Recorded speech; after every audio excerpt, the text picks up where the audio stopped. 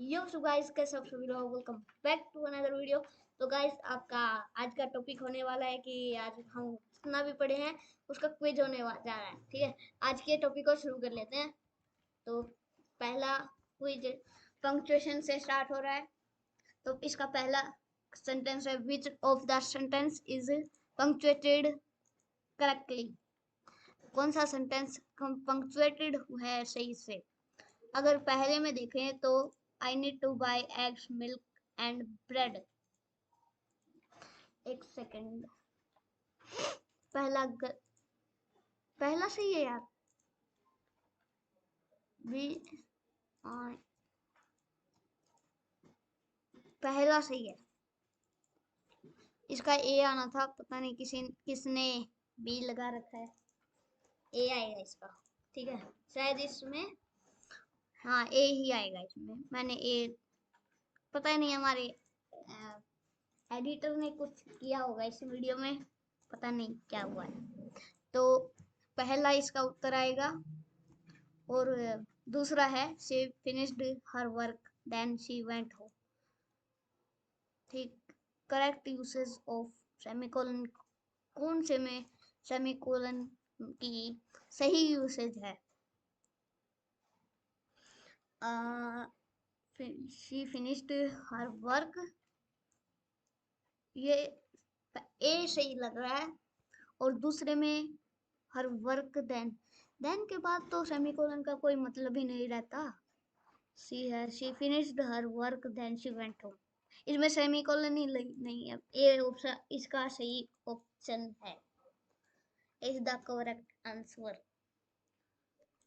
Which punctuation mark correctly ends the sentence? Please remember to bring your book. Uh, Please remember to bring your book.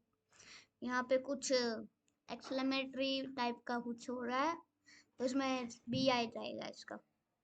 Identify the correct usage of the apostrophe. इसका it's the dog wagged its tail. The word tail excitedly. It's ए है शायद इसका। मैं एक बार देखता हूँ, AI से पूछ रहा हूँ। नहीं, ए ही है। ठीक है, अगले पर चलते हैं। Choose the correct punctuation for direct speech. Direct speech में I said let's go to the park. इसमें ये सही है पूरा? नहीं, हाँ सही। एक second, I said let's go to the park. इसमें ए लग रहा, बी और C. Let's go to the park. B और सी दोनों ये दोनों एक जैसे हैं इनके ऑप्शन, तो सी, बी और सी हो गए। ठीक है, वैसे हमको बी लगाना हुआ क्योंकि जो पहले ऑप्शन आया हो वो सही रहता है। चलो मॉडल्स पे चलते हैं। I dash speak French fluently when I was younger. इसने पास्ट की एबिलिटी नहीं, पास्ट की नहीं, एबिलिटी को बताया है। I can speak French fluently, वो उस टाइम पे बात सही से बोल पाता था फ्रेंच को, तो इसमें बी आएगा। तो सेकंड इसका मॉडल्स का देखते हैं। You dash study harder if you want to pass the exam. यहाँ पे मस्ट आएगा, you should study harder. Must should आएगा डी। ठीक है, थर्ड को देखते हैं। He dash arrive on time if he leaves now. He can arrive on the time, अगर उसने वो टाइम पे आएगा अगर उसने अभी छोड़ा है घर, ठीक है, इसका विल आएगा C. We dash go to the cinema tonight if you are interested. इसमें we could, we might go, नहीं सी माइट आएगा, कुड नहीं, कुड आएगा, could. They dash have left already their car is not in the parking lot.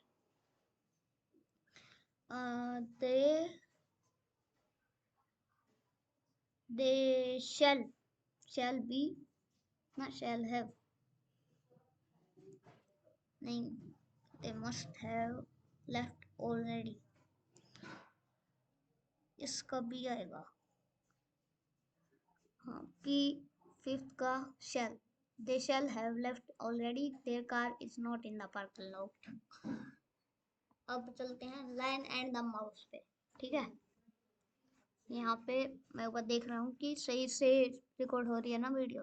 तो पहला lion and the mouse का question है, where was the lion sleeping.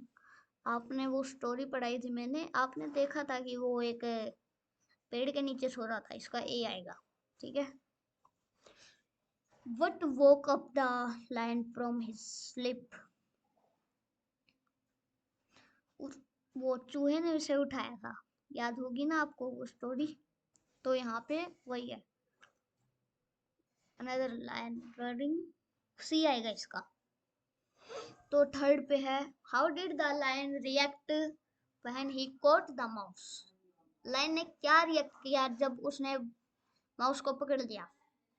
He decided to eat the mouse. He laughed and let the mouse go. B. Third का भी आएगा।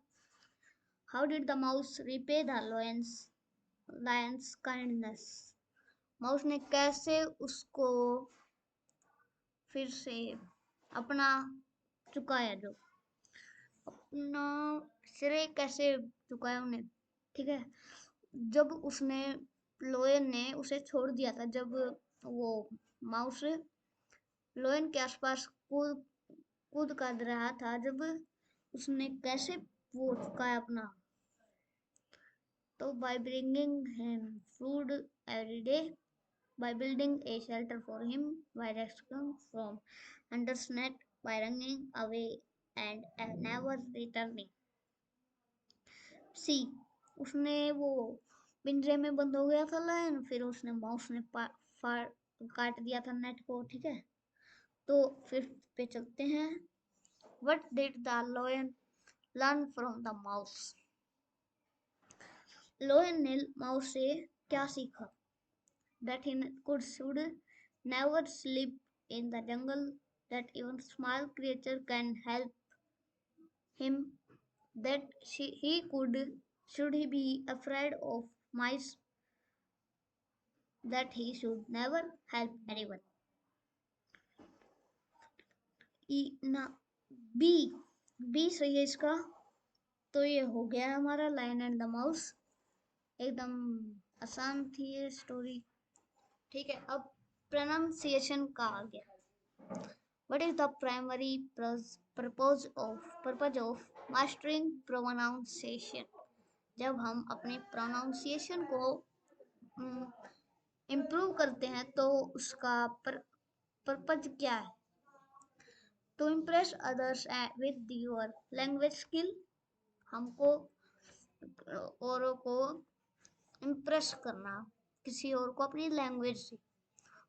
या फिर to communicate clearly and effectively, to win pronunciation contests, ये भी हो सकता है। टू साउंड, नहीं सी नहीं हो सकता, टू साउंड मोर सोफिस्टिकेटेड। हाँ, सोफिस्टिकेटेड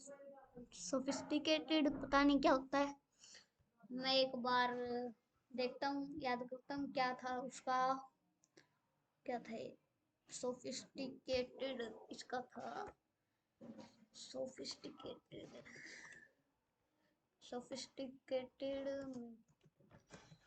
इसका मीनिंग होता है, एक सेकेंड,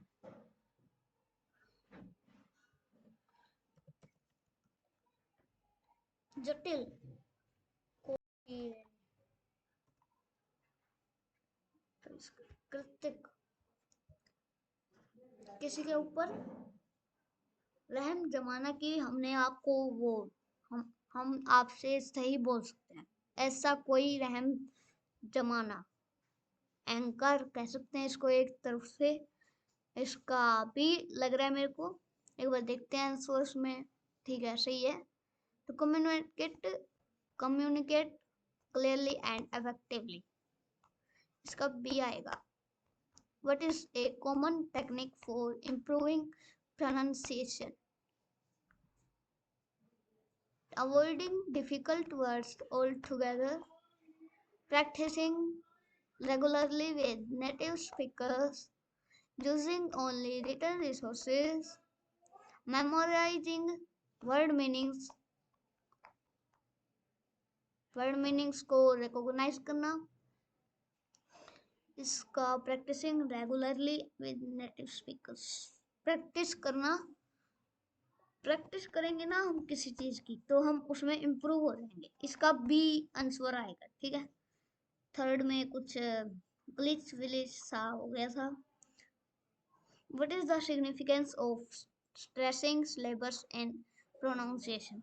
Stressing subject pronouns क्या है ये? Syllabus। पहले आपको इस क्वेश्चन का अर्थ जानना होगा। ठीक है, stressing syllables and syllables है। Stressing syllables in pronunciation, इसका मतलब होता है फोर्थ,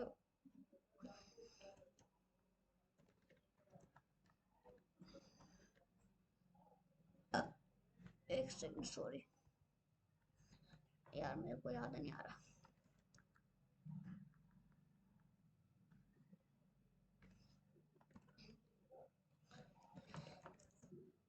एक सेकंड, मैं एक बार पानी पी के आता हूँ।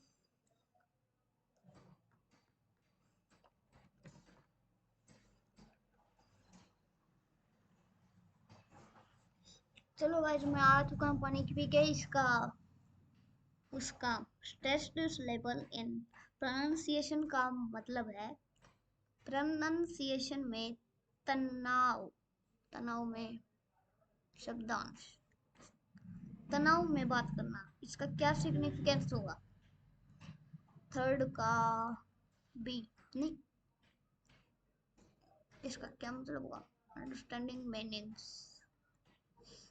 स्ट्रेस्ड मतलब हम डीपली किसी चीज के ऊपर नॉलेज देखें तो इसका मीनिंग यही होता है। Fourth, how can identity the correct pronunciation of a word you are unfamiliar with, guessing based on familiar words, you know, asking multiple people you until you get a consistent answer। इसका भी आएगा नहीं, सी सी। एक बार मैं कुर्सी पर बैठ जाता हूँ, यहाँ से मेरे को एक बार मेरे पैर दुखने लग गए, मैं कुर्सी पे बैठ गया हूँ। ठीक है, सी आएगा इसका। कंसल्टिंग डिक्शनरीज और ऑनलाइन प्रोनाउंसिएशन गाइड्स। ठीक है, अब लास्ट आ गया है। Why is it beneficial to practice pronunciation regularly? क्योंकि ये हमको हमारी कॉन्फिडेंस, स्पीकिंग के कॉन्फिडेंस को बढ़ाती है। इसलिए हमको प्रोनाउंसिएशन की प्रोनाउंसिंग रेगुलरली करनी चाहिए। ठीक है, जिससे हमारी लैंग्वेज में भी सुधार होगा। तो बाय बाय गाइस, आपको अगली वीडियो में मिलूंगा, शायद आज आएगी या फिर कल। ठीक है, तो बाय बाय गाइस, मैं आपको अगली वीडियो में मिलूंगा। तब तक like share like share subscribe and अच्छा सा कमेंट भी कर देना। तो इसी के साथ मैं बाय बाय कहता हूँ तथा अपनी वाणी को विराम देता हूँ। धन्यवाद।